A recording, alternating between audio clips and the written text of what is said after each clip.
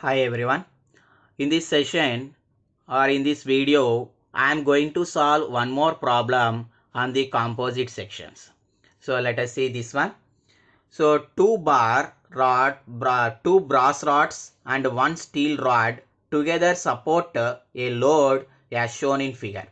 If the stresses in brass and steel are not to exceed 60 Newton per mm square and 120 Newton per mm square, find the safe load that can be supported. Take E for steel 2 into 10 power 5 Newton per mm square and for brass is equals to 1 into 10 power 5 Newton per mm square. The cross-sectional area of steel rod is 1500 mm square and of each brass rod is 1000 mm square. Okay, so now it is the problem given to us. So here it is the figure of the problem. So two brass rods are there and one steel rod is there. So these three rods now carrying a compressive load. So here at the bottom it is a fixed one, and if we apply a load P on these three rods, then these three bars will undergone to the compression. Now he is asking us to find the safe load that can be supported. So how much amount of load we can place on these rods without getting the deformation.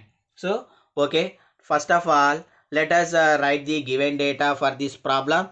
So what is the data given to us means, so the given data is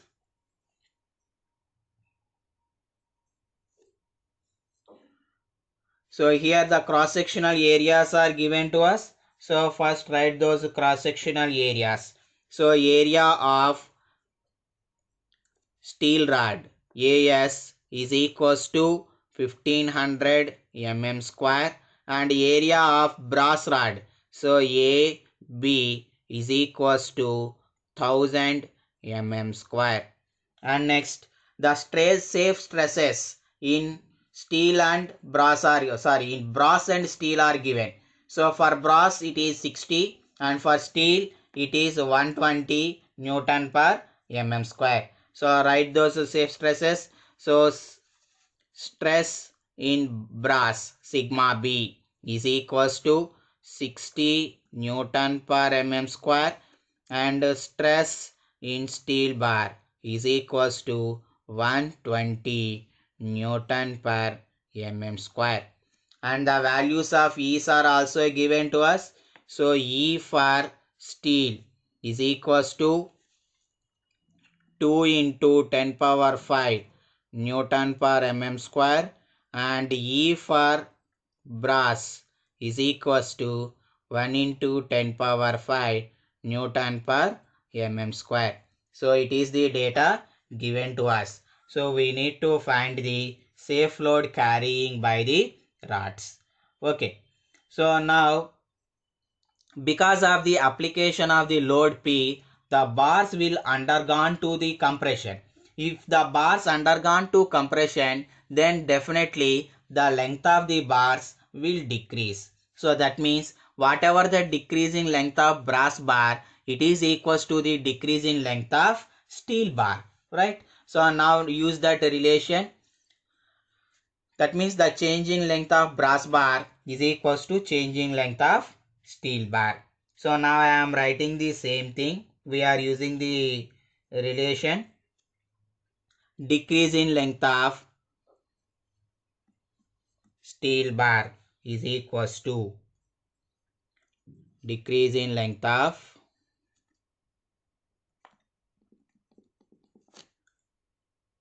steel bar or steel rod is equals to, I require the decrease in length. Decrease in length means changing length.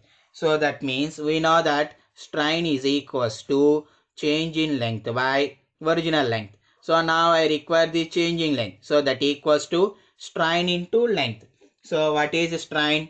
So strain of steel rod into length of steel rod. So the length of steel rods we know. So this one is the steel rod, middle one is the steel rod. So the length of steel rod will be equals to 100 plus 70. Total 170 centimeters.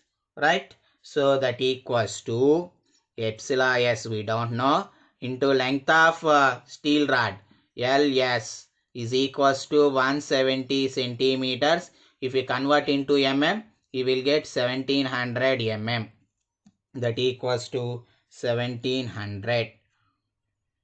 And the length of brass is equals to 100 centimeters. So that equals to 1000 mm. Okay. So in a similar way, let us find the decrease in length of brass rod. So what is the decrease in length of brass rod? Same, epsilon b into lb. But we don't know epsilon b into lb value is 1000. But for a composite section there is a relation. The changing length in each bar, that means the strain in each bar is equal. That means the changing length is in each bar is equal. So now these two relations are equal. So if you equate those, what we will get means epsilon s into 1700 is equals to epsilon b into 1000. Then epsilon s by epsilon b is equals to 1000 divided by 1700. So 0 cancel. That equals to 10 by 17. Okay. So this is the relation we got. And next, here the stress values are given to us. So now let us calculate the stresses in each one. So then what is the relation means? So first let us calculate the stress in steel bar. So stress in steel bar. So sigma s is equals to, how to find sigma? We have a relation. Young's modulus is equals to stress by strain. Now I know strain. So then what is the stress? E into epsilon. That means or epsilon s into es. So that equals to, that is one relation we got. And the next one, this is stress in steel. Next say stress in brass. Sigma b is equals to epsilon b into eb. So we can substitute the values. So now take a relation between them. Now I am taking the ratio sigma s by sigma b. So that equals to epsilon s into es divided by epsilon b into eb. So that equals to. So what is epsilon s by epsilon b? So here we calculated epsilon s by epsilon b equals to 10 by 17. 10 by 17 into what is es value? 2 into 10 power 5 divided by what is EB value? 1 into 10 power 5. So here 10 power 5, 10 power 5 will be cancelled. So then how much you will get?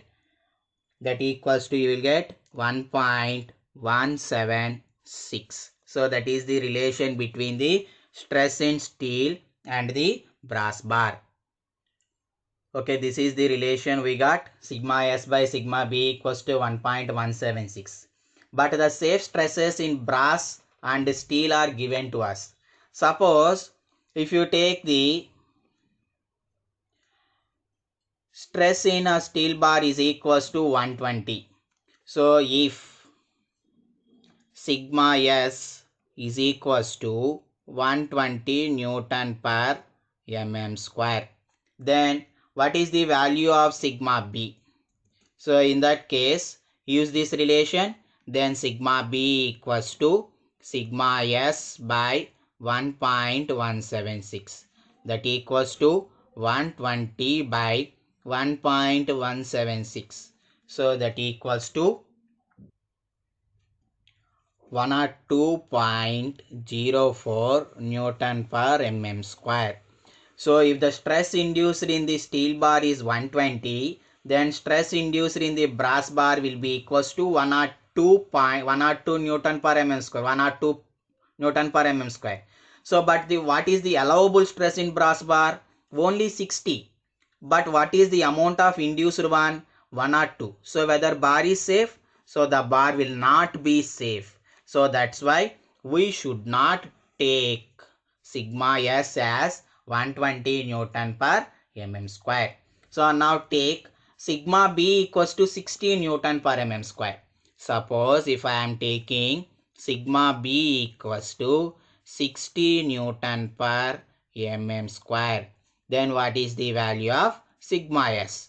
So now substitute in this relation, then sigma S is equals to 1.176 into sigma B, that equals to 1.176 into sigma B value is 60. So if you multiply that, how much you will get means 70.56 Newton per mm square. So sigma S value is 70.56 induced.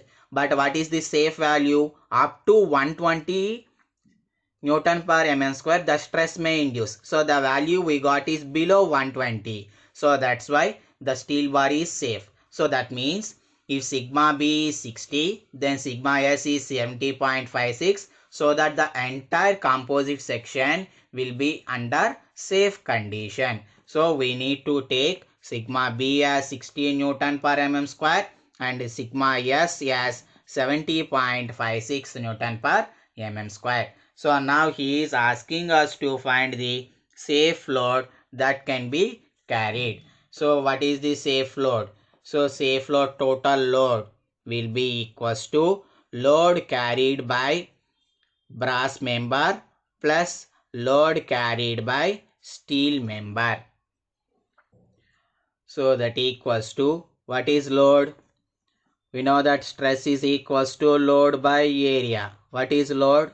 Stress into area. So stress induced in brass bar into area plus stress induced in steel bar into area of the steel. So now substitute the values. So sigma B value is 60 Newton per mm square and here it is AB. So what is AB? That equals to 1000 plus what is sigma S? 70.56 and what is AS? That equals to 1500. So that equals to the total load carried by the composite section equals to 165,840 newtons or 165.84 kilonewtons of load it can able to take. Okay, so under the safe stresses of sigma B 60 Newton per mm square and sigma S 70.56 Newton per mm square, right? So I hope you understand this problem. If you understand, please like this video and subscribe to the channel. Thank you.